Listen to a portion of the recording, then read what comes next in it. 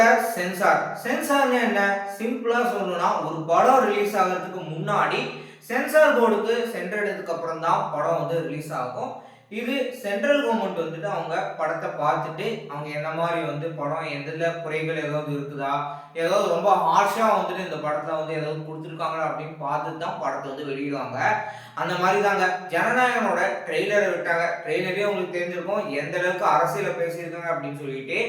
இதன் காரணமாகவும் plus Vijay பாலிடிக்ஸ்குள்ள entry ஆகிறாரு அப்படின்றதுனாலையும் படத்துக்கு வந்துட்டு இன்னும் பல தடைகள் வந்து வந்துட்டு இருக்கு அப்படின்னே சொல்லலாம். இப்போ பொங்கல் அன்னைக்கு வந்துட்டு தீர்ப்பு சொல்றேன் அப்படின்ற மாதிரிலாம் சொல்லிட்டு இருக்கிறாங்க.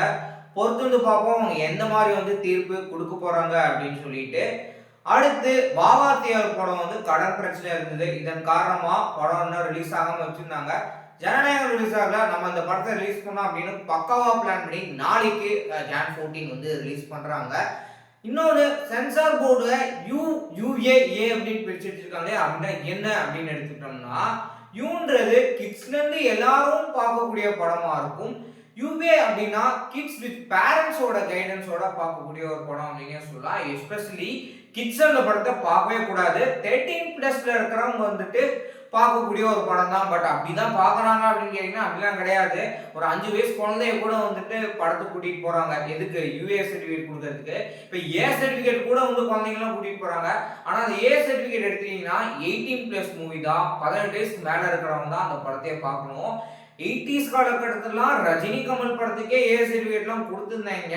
ஆனால் இப்போ ஏன் கொடுக்கறதில்ல அப்படின்னு எடுத்துட்டீங்கன்னா, நம்மளோட படத்தை வந்து குறிப்பிட்ட ஆடியன்ஸ் தான் பார்க்கணும் அப்படின்ற கட்டாயம்லாம் இருக்கக்கூடாது. கிட்ஸும் படத்தை வந்து பார்க்கணும் அப்படின்றதுக்காக தான் வந்து ரஜினி படமாகட்டும், விஜய் படமாகட்டும், எஸ்பெஷலி விஜய் படம் ரிலீஸ் ஆகுது அப்படின்னாலே ஏ சர்டிஃபிகேட்லாம் கொடுக்க மாட்டாங்க. ஏன்னா எல்லா ஏஜ் குரூப்பும் வந்து தூக்கி கொண்டாடுற அளவுக்கு ஒரு படம் வந்து இருக்கும். இப்போ தெரி படம் கூட ரிலீஸ் பண்ணுறேன் அப்படின்லாம் பிளான் பண்ணியிருந்தாங்க. வாவாத்தியார் படம் நடுவில் விடுறேன் அப்படின்றனே கல்புலி தான் வந்து இல்லை நாங்கள் தள்ளி வைக்கிறோம் அப்படின்னு சொல்லிட்டு பிளான் பண்ணியிருக்காங்க.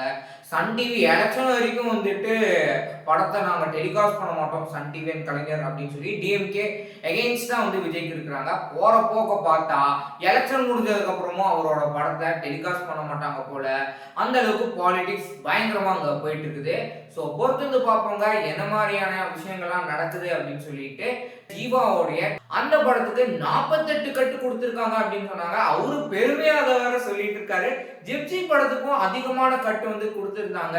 அண்ட் ஃபைனலா நாங்க படத்தை ரிலீஸ் பண்ணா ஒரு பக்கம் நாங்க லேட்டா ரிலீஸ் பண்றோம் அப்படின்னு இருக்குது, மறுபக்கம் கொரோனா வந்துருச்சு அப்படின்ற மாதிரி தமாசா பேசிட்டு இருக்கிறாரு ஜீவா. அவரோட படங்கள் அடுத்தது எப்படி பிளே பண்ண போறாரு, என்ன மாதிரியான ரெஸ்பான்ஸ்லாம் கிடைக்குதுன்றதும் நம்ம பொறுத்து தான் பார்க்கணும். நாளைக்கு பாபா தியோரோட படம் எப்படி இருக்கு அப்படின்னு பார்த்துட்டு உங்களுக்கு அடுத்து நான் உங்களுக்கு ரிவ்யூ ப்ரெசென்ட் பண்றேன்.